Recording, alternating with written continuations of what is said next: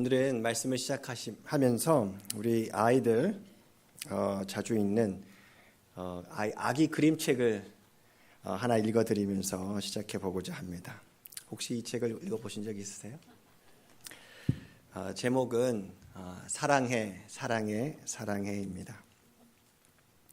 그 화면을 보시고 제가 길지 않습니다. 짧습니다. 제가 읽어드릴게요. 세상에 오직 하나뿐인 소중하고 사랑스러운 우리 아가에게 사랑해, 사랑해, 우리 아가를 사랑해. 머리끝부터 발끝까지 너를 사랑해. 마음 깊은 곳부터 온몸 구석구석까지 너를 사랑해. 네가 행복할 때나 슬플 때나 말썽을 부릴 때나 심술을 부릴 때도 너를 사랑해. 내 손가락과 내 발가락을 사랑해.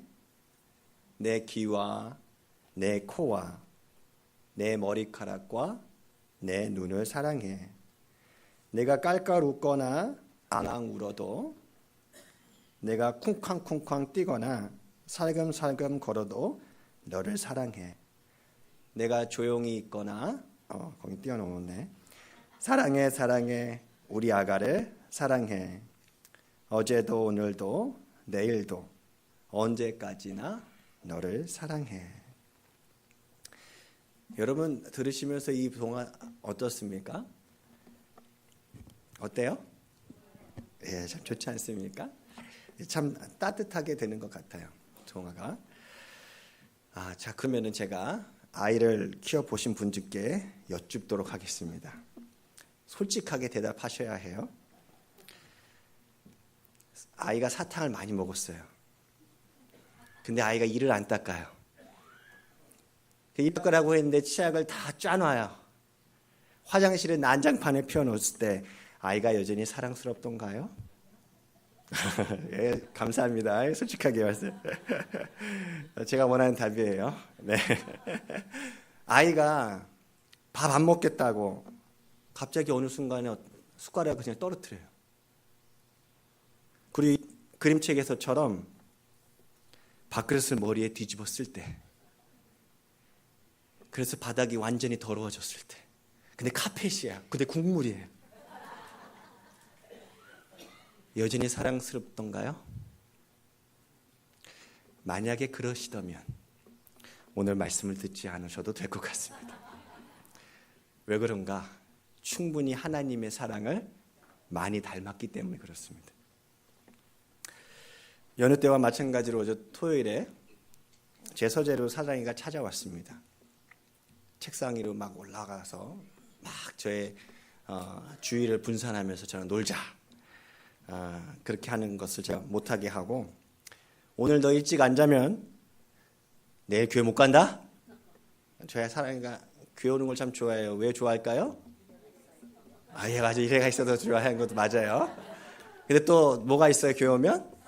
사탕이 있는 게 참 있는 걸 참 좋아합니다. 그렇게 으름장을 질렀더니 갑자기 아이가 얼굴이 표정이 확 변하면서 약간 멀찍임이 떨어져서 처음으로 저에게 이런 질문을 했습니다.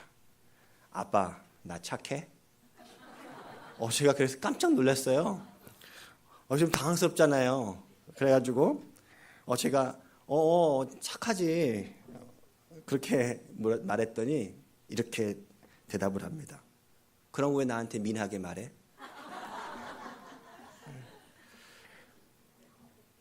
그래가지고 어떻게 대답해야 돼요? 민하다고 하는 것은 나쁘다는 얘기잖아요. 아이에게 있어서 가장 최악의 욕이 민하다는 거잖아요. 무슨 의미인가냐면요, 제가 오늘 말씀을 들으면서 이게 딱 매치가 됐어요. 자기가 착하게 굴면 부모가 잘해주고, 그렇죠? 나쁘게 굴면 부모가 어떻게 하는 거예요?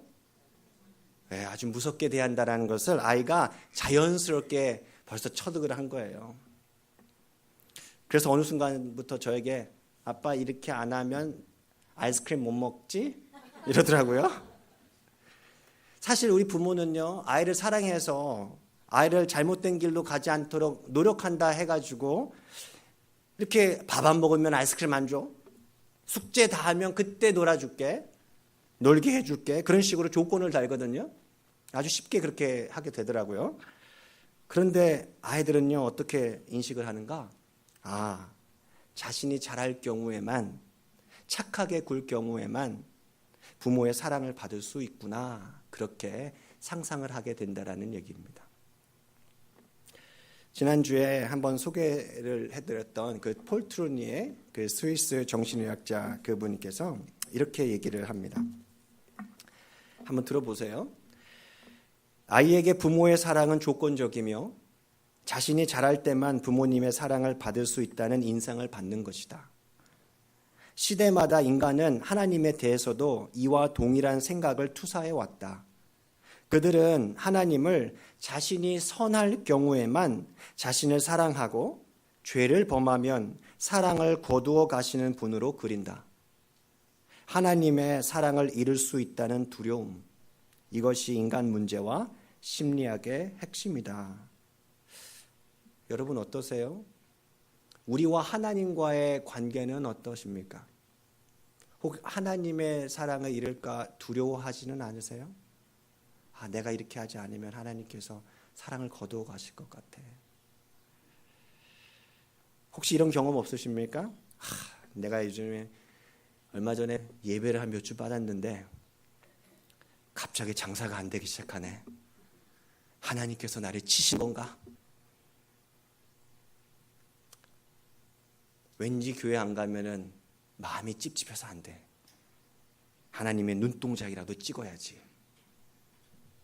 그런 마음으로 혹시 이 자리에 계신 분은 안 계세요? 말씀을 안 받더니 오늘 시험 망쳤어. 하나님의 은혜가, 하나님의 사랑이 이러한 방식으로 우리의 노력과 혹은 우리의 헌신의 여부에 따라 다르다면은요, 우리는 굉장히 문제가 생깁니다. 어떤 문제예요? 우리의 구원 역시도 우리의 끝없는 고행이 필요하게 되는 거예요. 나의 노력, 나의 헌신, 나의 고행 여부에 따라서 하나님의 사랑, 하나님의 그 구원이 달려있더라. 그렇다면 그것은 선물이 더 이상 아니게 되는 거죠. 오늘 우리가 기억해야 되는 메시지는 그래서 이것입니다. 첫 번째는 이거예요. 하나님의 사랑은 우리의 조건과 상관이 없다. 같이 한번 읽겠습니다. 시작. 하나님의 사랑은 우리의 조건과 상관이 없다. 다시 말하면은요, 우리의 상태가 하나님의 그 사랑을 결정하지 않는다라는 얘기예요. 여러분 충격적이세요? 우리가 잘 아는 탕자 이야기가 있습니다. 한 아버지가 두 아들이 있었는데 첫째는 좀 괜찮은 것 같은데 둘째가 말썽이에요. 제가 들어보면 집마다 둘째가 항상 요주의 인물인 것 같은데, 둘째들 죄송합니다. 네, 둘째분들. 참고로 저는 둘째입니다. 네. 이 아이가 아버지에게 재산을 달라고 하고는 멀리 가서 유흥비로 다 탕진해 버렸습니다. 이제 밥을 사 먹을 수 있는 돈도 없고 또 그 많던 친구도 돈이 떨어지니까 다 떠나버리는 거예요. 그리고 이제 자신이 음식도 먹을 것이 없어가지고 굶어 죽게 된 거예요. 그렇게 이제 마지막으로 생각해낸 것이 뭐죠? 돼지우리는 그럼 건너뛰고요. 먹을 게 없었어요. 이제 그것도 못 먹었어요. 그리고 나서 건너뛴 게 아니라 그리고 나서 다음으로 생각한 게 뭐예요? 네, 집으로 돌아가자. 자신이 떠나온 그 집을 이제 생각을 하는 거예요. 그래서 탕자가 어떻게 합니까? 떳떳하게 집으로 어깨에 탁 펴서 돌아갑니까? 그렇게 돌아가요? 어떻게 돌아가요? 네, 떳떳하게 돌아갈 수가 없는 거예요. 왜요? 내가 지은 죄가 있기 때문에, 자신이 지금 지은 죄에 대한 죄책감 때문에 이제 자신이 어떤 생각을 합니까? 이제 돌아가면 예전에 아들이 아니라 뭘로요? 종으로, 품꾼으로 살아야겠다. 그렇게 생각하고 고개 푹 숙이고 무거운 발걸음을 한 걸음 한 걸음 내디면서 집으로 향하고 있었을 거예요. 지난주에 말씀을 들으신 분은 기억나실지 모르겠어요.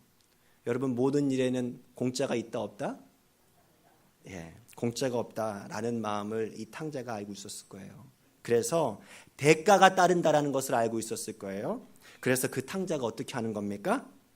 자신이 지은 죄의 값을 자신이 스스로 갚아보려고 하는 시도 아닙니까? 공짜는 안 되고 내가 한번 노력해 보겠다. 종으로. 자, 그런데 그를 대하는 아버지는 어떤가? 누가복음 15장 20절 말씀입니다. 아직도 거리가 먼데 아버지가 그를 보고 측은히 여겨 달려가 목을 안고 입을 맞추니. 자, 여기서 제가 질문하겠습니다. 아버지는 이 탕자가 집에 있을 때나 없을 때나 멀리 있을 때나 아들에 대한 사랑의 변화가 있습니까? 없습니까? 어떻게 알죠?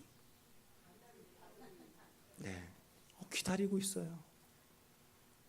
자, 그러면 너가 이제 죄를 지었으니까 너가 만약 내 집에 살려면 Here's your paperwork, terms and condition, 그거 지켜야 해. 그렇게 얘기합니까? 얘기해요, 안 해요?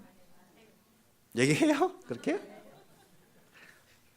아무런 조건이 없어요. 말씀을 보는데 그렇게 할 만하잖아요. 너 한번 나갔지? 이번엔 다시는 그렇게 하면 안 돼. 하면서 딱 한번 나가면 이제 끝. 이렇게 할 것 같은데 우리 같으면. 근데 하나님께는 하나님 아버지에게는 그런 조건이 안 달리네요. 돌아오는 그 순간부터 아버지 아들로 그대로 받아주셔요. 여러분이 그게 이해가 되세요? 사람의 상식으로는 이해가 잘 안 돼요. 여기 그림 한번 보여주시면은요, 그 렘브란트가 그 그린 아주 유명한 그 탕자 이야기인데요, 그 프로디걸 선이라고 하는 작품이에요. 아버지께서 어떻게 해주시는가? 너 이제 죄 짓고 나가서 이제 들어왔으니까 너 기어서 살아, 종처럼 살아가 아니라 탕자가 신었던 허름하고 냄새나는 누더기 옷은 이제 다 벗어버리고 아들이 입는 제일 좋은 옷을 입혀줍니다. 먼지 묻은 손가락에는요, 아들을 상징하는 그 반지를 끼워주고요. 다 터진 신발 대신에 이제 아들만이 신는 최고급 신발을 신겨주세요. 그리고 마지막으로 배고파 굶주렸던 그 아들을 위해서 돼지 주염 열매도 먹을 수 없는 그렇게 가난하게 죽어가던 그 아들을 위해서 살찐 송아지를 잡아서 큰 잔치를 베풀어 주세요. 그게 바로 아버지의 사랑이라는 거죠. 아버지의 사랑은요, 이런 모습이라는 거예요. 아들의 상태에 따라서 아버지의 사랑이 바뀌지 않았다라는 거죠. 이스라엘 백성들의 모습은 어떻습니까? 재앙물이 눈앞에서 홍해가 갈라지고 수많은 엄청난 10가지 재앙의 기적이 일어나도 조금만 힘들어지면 불평하던 이스라엘 백성들, 하나님께서 이스라엘 백성을 자신의 백성이다 이렇게 삼으셨을 때가 언제예요? 왜 그렇게 삼으셨다고요? 신명기 7장 7절 8절에서 이렇게 얘기를 하시더라고요. 한번 들어보세요. 여호와께서 너를 기뻐하시고 너를 택하시면 너희가 다른 민족보다 수요가 많기 때문이 아니더라. 너희는 오히려 모든 민족 중에서 가장 적으니라. 우리 8절 같이 읽을까요? 시작. 여호와께서 다만 너희를 사랑하심으로 말미암아. 이스라엘 백성들이 남들 다른 민족보다 뭔가 뛰어나서 그렇다는 것이 아니에요. 믿지 않는 사람들보다 더 훌륭해가지고 하나님께서 우리를 택하신 것이 아니라는 얘기예요. 우리를 다만 사랑하시기로 선택하셨다라고 하는 그 말씀이죠. 언제요? 우리가 사랑스럽지 못할 때조차도. 마치 앞에 읽었던 아이 그림책에서처럼 아이가 밥 안 먹겠다고 숟가락을 집어 막 던지고 밥그릇은 머리 뒤집어 써도, 이를 안 닦겠다고 온 집안에 뛰어 난리를 쳐도, 치약을 여기저기 붙이면서 청소거리만 만들어내도, 다시 말해서 사랑받을 자격이 없을 때조차도 하나님께서는요, 여러분과 저를 사랑하시겠다라고 말씀해 주시는 약속입니다. 여러분, 그래서 그 하나님의 사랑은요, 변함이 없으세요. 우리의 상태에 따라서 하나님의 사랑이 컸다가 작아지는 것이 아니란 말씀. 하나님의 사랑은 조건이 없습니다. 그런데 우리 세상에서 우리 사람들과 어울리면서 살아가는 삶의 모습은 어떻습니까? 사랑에 대해 조건이 있어요? 없어요? 사람과의 관계 속에서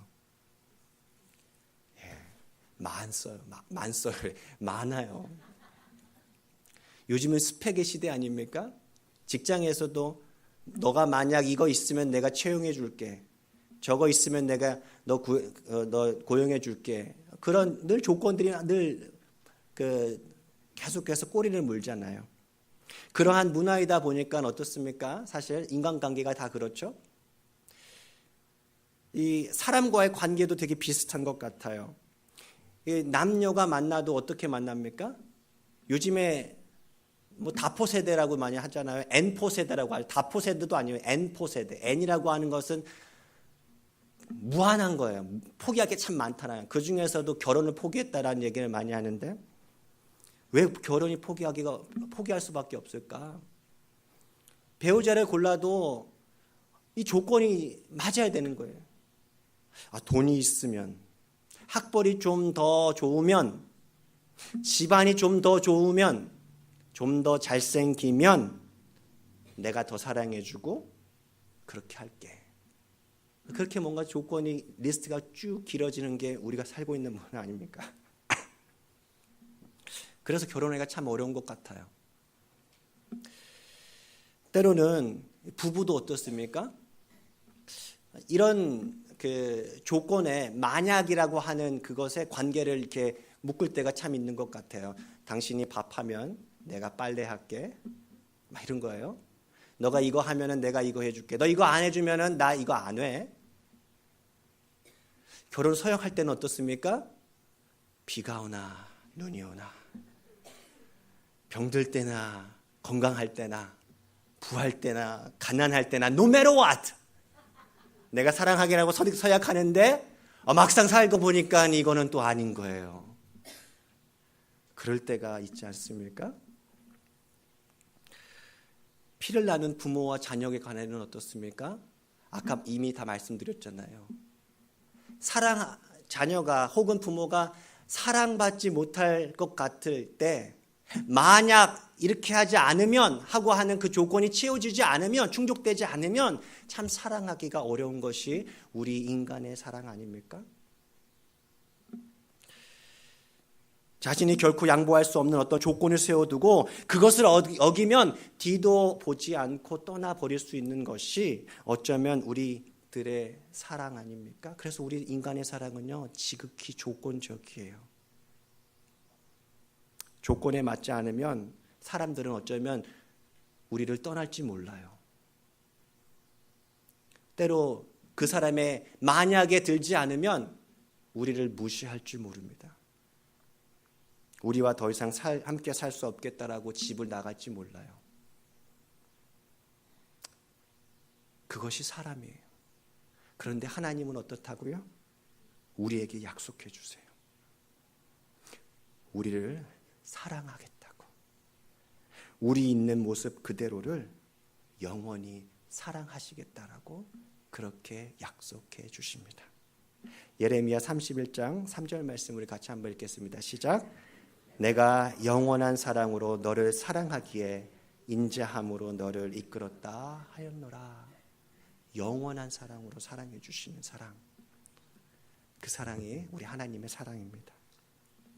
따라서 하나님의 사랑이 조건적이라고 믿을 때 우리의 신앙생활은요, 그때부터 불행해지기 시작합니다. 우리 같이 한번 읽겠습니다. 시작. 하나님의 사랑은 조건적이라고 믿을 때 우리의 신앙생활은 불행해진다. 왜 그런가? 여러분 성경 말씀을 보면 다 이해가 잘 되십니까? 예, 솔직하게 말씀드려도 괜찮아요. 예, 이 앞에 있는 저도 참 어렵습니다. 근데 성경이 어려운 것이 이해가 돼요. 그렇죠? 자, 그 중에 여러 난해한 구절이 있는데 우리가 참 받아들이기 쉽지 않은 구절 중에 하나가 이것이에요. 우리 마태복음 6장 14절 말씀, 15절 말씀 같이 한번 읽어볼까요? 시작. 너희가 사람의 잘못을 용서하면 너희 하늘 아버지께서도 너희 잘못을 용서하시려니와 너희가 사람의 잘못을 용서하지 아니하면 너희 아버지께서도 너희 잘못을 용서하지 아니하시리라. 여러분 이 말씀 어떻게 생각하세요? 하나님의 용서는 결국에는 우리가 사람을 용서하는 거에 따라 달렸네요. 그렇죠? 여러분 이제 어떡하죠? 우리 용서하는 것이 쉬워요? 어려워요? 그럼 큰일 났어요. 우리 하나님의 용서를 받아야 되는데 하나님이 우리를 사랑하시고 우리를 용서하시는 것이 만약에 우리가 옆에 있는 사람을 용서하고 사랑하는 거에 달렸다면 우리는요 너무너무 힘들게 신앙생활 할 수밖에 없을 거예요.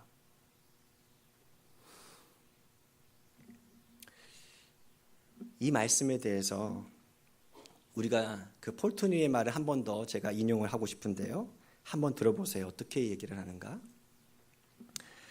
그것은 우리에게 얼마나 비극적인 조건인가. 이 조건이에요. 이 말씀의 조건. 얼마나 무거운 짐이 우리를 내리누르는 것인가.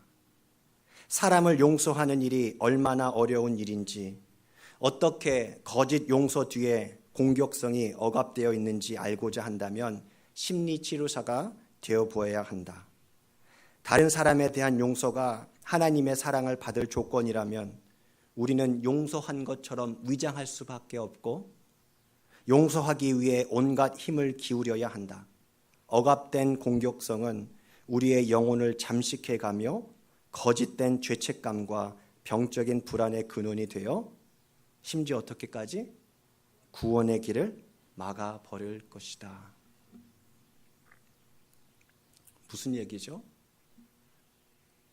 내가 누군가를 용서하지 않으면 나 용서받지 못해. 이런 마음을 갖고 열심으로 용서해 보면은요, 우리 마음 가운데 어떤 마음이 들어요? 나 이제 못해. 내가 어떻게 저 사람을 용서해?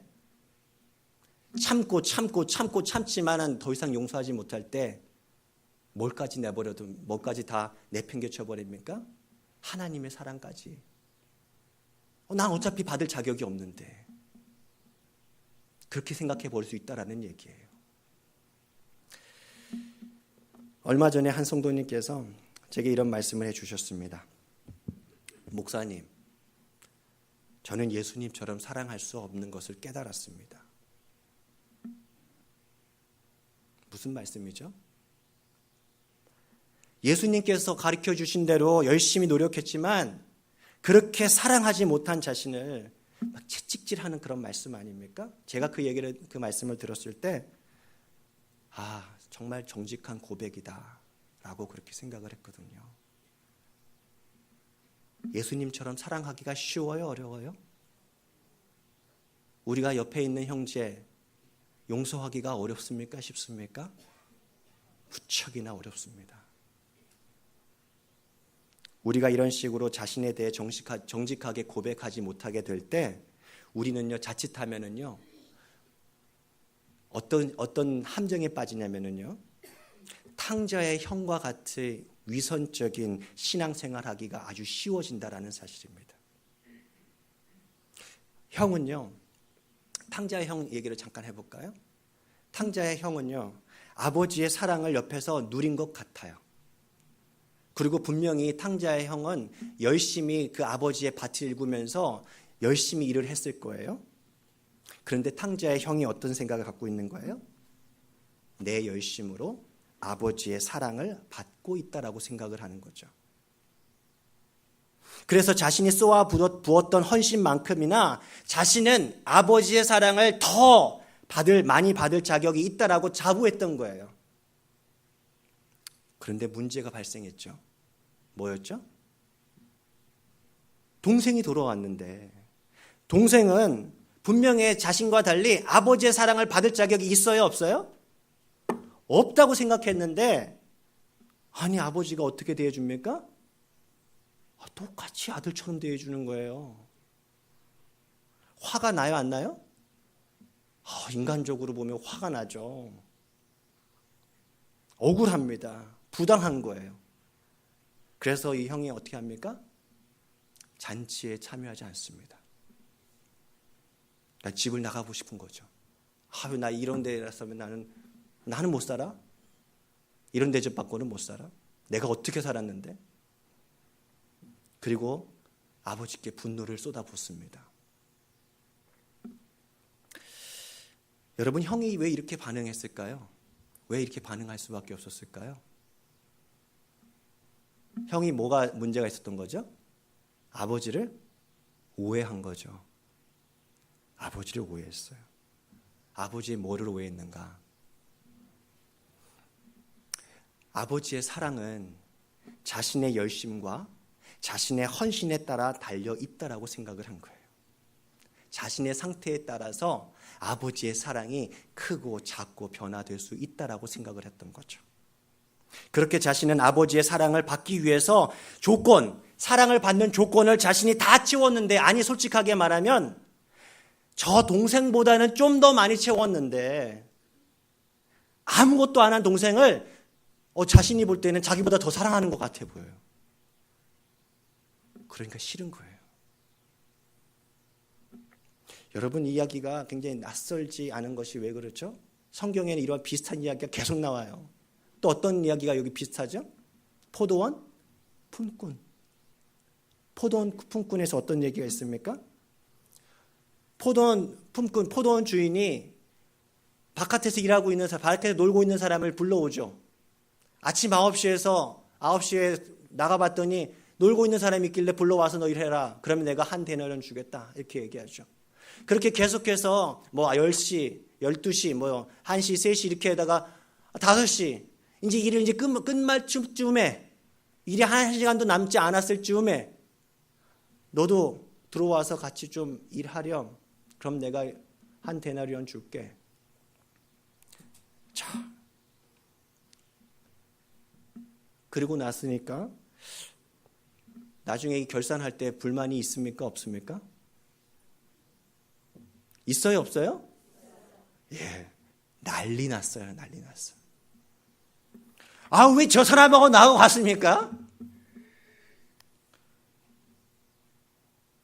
불공평한 거예요. 부당한 거예요.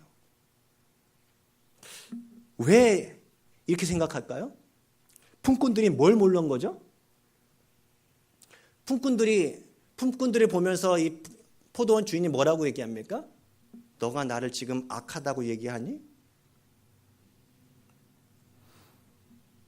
품꾼들은요, 뭘 몰랐는가? 포도원 주인의 마음을 몰랐어요. 그 주인의 마음은 뭘까요? 일찍 들어와도 좋고 늦게 들어와도 좋은 거예요. 그래서 이 포도원 품꾼 비유 마지막에 뭐라고 얘기합니까? 처음 된 자가 나중 될 수 있고 나중 된 자가 처음 된 자가 될 수 있다. 여러분, 페어하세요, 하나님? 굉장히 불공평한 것 같이 느껴지지 않으세요? 여러분, 오늘 말씀을 들으시면서 우리의 상태와 상관없이, 우리의 조건 없이 여기에 있는 우리 모두를 동일하게 사랑해 주시는 하나님의 그 사랑 안에서 자유하실 수 있게 되기를 진심으로 바랍니다. 여러분, 우리가 하나님의 사랑의 조건을 채우기 위해서는요, 저 옆에 있는 사람이나 나나, 저는 이렇게 표현하고 싶어요. 죄송합니다. 도찐 개찐이에요. 큰 바다에다가 주전자에 물을 붓나, 한 컵으로 물을 붓나, 하나님의 사랑의 조건을 우리가 얻기 위해서는요, 별 차이 그렇게 차이가 없다라는 거예요. 하나님의 사랑은 그렇게 넓다니까요. 근데 그 하나님의 사랑을 우리 인간의 수준을 쭉 낮춰가지고 내가 이렇게 하면 더 사랑해주고, 그렇게 아니라는 거예요. 하나님의 사랑은 인간의 사랑과 다르다라는 것을 빨리 깨달을 때만이 우리의 신앙생활은 행복해지기 시작합니다. 여러분, 혹시 이런 생각 하신 적 없으세요? 목사님, 저 사람 거짓말을 밥 먹고 한 사람인데 나처럼 이렇게 봉사를 열심히 하는 사람하고 어떻게 같아요? 내가 사랑을 더 많이 받는 거죠. 사람은 저는 그렇게 사랑해 줄 수 있어요. 당연히 그럴 수 있어요. 근데 하나님은 오늘 말씀해 보니까는 내가 사랑하는 거는 너나 쟤나 똑같아. 목사님, 저 사람 교회를 위한 헌신은 하나도 없는데요? 저는 평생을 교회를 위해서 헌신했는데 저와 어떻게 똑같습니까? 인간적으로 말하면 저는 여러분 교회를 열심히 헌신한 사람인 것 같으세요? 아닌 것 같으세요? 억울한 사람 같으세요? 아니면 감사하는 사람 같으세요? 여러분의 판단에 맡기겠습니다. 인간적으로 너무 이해가 돼요. 그런데요, 오늘 말씀하시는 그 하나님께서는요, 내 약속하신 한 싹의 한 데나리온의 품삯은, 그 하나님의 사랑은, 구원은 동일하다고 하시네요.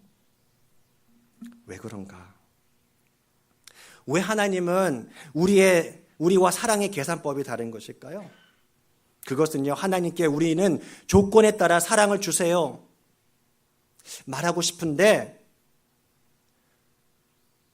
지난주 여러분 말씀 기억하세요? 우리는 가장 은혜를 사모하면서도 은혜를 받아들이는데 어려움을 느끼는 이유가 왜 그래요? 내가 뭔가 노력해가지고 하나님의 사랑을 받으려고 하니까 너무 은혜가 받기가 어려운 거예요.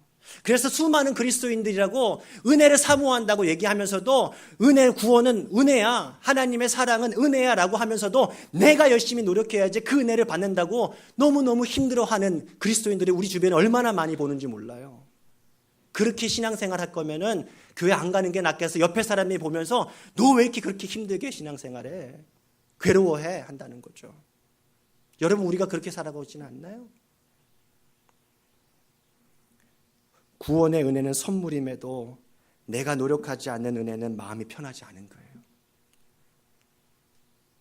여러분, 오늘 사순절을 보내는 사순절 마지막 주간인데요, 이번 사순절 기간에 꼭 붙잡아야 될 것이 있다면요, 그것은요 바로 복음이에요.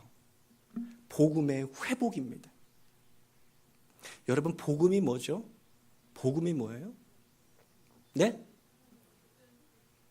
네. 제가 좀 도와드릴게요. 얼마 전에 기독교 잡지인 The Christian Century라고 하는 잡지가 있어요. 거기에서 그 미국 여러 사람들에게 공모를 했어요. 복음을 7자로 한다면, 그러니까 영어로 해요. Gospel in 7 words 하면은 뭐겠습니까? 하면서 수많은 사람이 공모를 했어요. 그 중에 이제 한글로 번역이 됐으니까 7단어는 아니지만 제가 좀 보여드리게 됐습니다. 이런 답글이 있었어요. 제가 읽어드릴게요. 어떤 것이 복음인가? 하나님은 예수 그리스도를 통해 어떻게든지 여러분을 환영하신다. 어떤 모습이든지라는 거예요. 자, 우리 모두는 망난이야. 좀 과격해요. 그러나 하나님은 어떻든 우리를 사랑하신다. 그게 복음이라는 거예요. 세 번째, 무조건적인 사랑은 사랑받을 수 없는 상태를 압도한다. 이것이 복음이라고 생각을 한다 이거죠.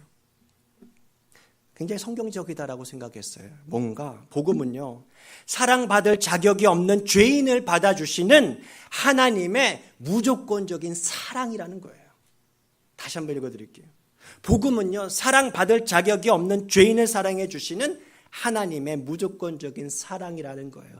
이 복음이 오늘 이 시간 저와 여러분의 가슴에 깊이 새겨질 수 있기를 바랍니다. 로마서 3장 23절 24절 말씀인데요, 메시지 성경을 보시면 좀 더 풀어서 설명해 주시지만 한번 좀 잘 더 와닿는 것 같아요. 읽어드릴게요. 우리나 그들이나 다 죄인으로 오랫동안 비참한 전과를 쌓아왔고 하나님께서 뜻하시는 그 영광스러운 삶을 살아낼 능력이 전혀 없다는 것도 입증되었습니다. 그래서 하나님께서 친히 우리를 위해 일해 주셨습니다. 순전히 은혜로. 여러분 기억하셔야 돼요. 순전히 은혜로 그분은 우리를 그분 앞에 바로 세워주셨습니다. 이는 전적으로 그분의 선물입니다. 그분은 우리를 진창에서 건져주셨고 우리가 있기를 늘 원하셨던 자리로 우리를 되돌려 주셨습니다. 바로 예수 그리스도를 통해 그 일을 하셨습니다. 여러분, 이것이 바로 복음이라는 거죠. 오늘 함께 읽었던 말씀, 거기에서 사도 바울은요, 예수님께서 하셨던 그 일 장소가 어디예요? 그 장소를 가리켜서 나무라고 얘기를 합니다. 나무에 올라가셨다라는 거죠. 들리셨다라는 얘기예요. 나무는 뭐예요? 뭘 의미하죠? 십자가를 의미합니다. 근데 왜 십자가라 부르지 않고 나무라고 불렀을까요? 물론 십자가라고 하는 잔인한 로마의 사형틀 대신에 나무라고 하는 것으로 좀 순화해서 하는 말일 수 있습니다. 그런데요, 중요한 신학적인 이유가 있어요. 오늘 바울도 마찬가지고 또 베드로 역시도 사도행전 초반부에서 계속해서 나무에 달리셨다라고 얘기를 하거든요. 왜 그랬을까? 그 단서가 신명기 말씀에 있습니다. 21장 23절이에요. 나무가 어떤 존재인가? 어떤 의미인가? 같이 한번 읽어보겠습니다. 시작. 사람이 만일 죽일 죄를 범함으로 내가 그를 죽여 나무 위에 달거든 그 시체를 나무 위에 밤새도록 두지 말고 그 날에 장사하여 내 하나님 여호와께서 내게 기업으로 주시는 땅을 더럽히지 말라. 나무에 달린 자는 어떻다고요? 나무에 달린 자는요, 율법을 어겼기 때문에 저주를 받아 달린 자인 거예요. 나무에 달린 자는 죽어서 올라가게 되거든요. 나무에 달려 있을 때 수많은 사람들이 손가락질을 하는 거예요. 아유, 쯧쯧쯧 하면서 저런 인간 저렇게 살면 안 되는데 하면서 온갖 모욕과 수치를 당하는 그곳이 바로 나무 위였어요. 우리가 아무리 노력해도 아무리 열심히 노력해서 율법을 지키면서 의롭게 살 수 없는 타락한 죄인일 뿐이기 때문에, 그래서 나무는요, 누가 매달려야 되는 곳이었어요? 율법을 어긴, 그래서 저주를 받아야 하는 여러분과 제가 올라가야 될 장소가 바로 이 나무였다라는 거예요. 그런데 그 나무 위에 예수님께서 매달리신 것입니다. 우리의 수치와 우리의 죄를 대신해서 말이에요. 우리가 노력해서 얻을 수 없기 때문에 이것이 우리를 향한 하나님 아버지의 사랑, 복음입니다. 로마서 5장 8절 말씀 같이 한번 읽겠습니다. 시작.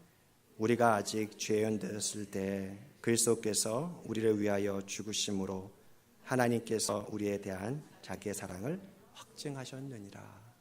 아멘. 자, 우리는 이제 오늘 마지막으로 이 한 질문에 대해서 답을 하면 됩니다. 자, 이제 무조건적인 하나님의 사랑에 대해서 배웠는데요. 그렇다면 그 사랑을 받은 우리는 이제 어떻게 살아야 할 것일까요? 같이 한번 읽어볼까요? 이 질문 시작.